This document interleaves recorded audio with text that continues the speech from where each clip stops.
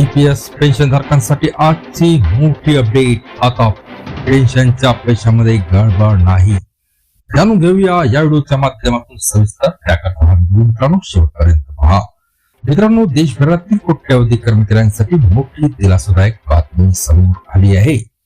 EPS मधील चुका सुधारण्यासाठी नवीन मार्गदर्शक तत्वे ईपीएफओने जारी केले आहेत। आता पेन्शनच्या योगदानात झालेल्या चुका सुधारून योग्य खात्यात व्याजासह रक्कम जमा केली जाणार आहे। यामुळे कर्मचाऱ्यांचे पेन्शन हक्क अधिक सुरक्षित होणार आहे। ईपीएफओने नवीन नियम का आणले मित्रांनो?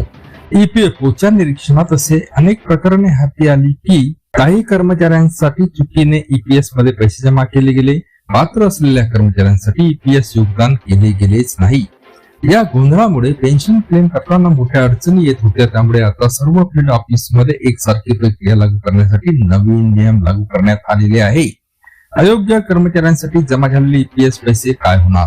तर मित्रांनो, जर एखाद्या कर्मचाऱ्यांसाठी ईपीएस योगदान चुकीने जमा झाले असेल तर त्या रकमेची पुन्हा गणना केली जाईल, त्यावर ईपीएफओचा लागू व्याज जोडला जाईल, रक्कम ईपीएस खाते मधून काढून पीएफ खात्यात ट्रान्सफर केली जाईल, संबंधित कर्मचाऱ्यांची चुकीची पेन्शन सेवा हटवली जाईल।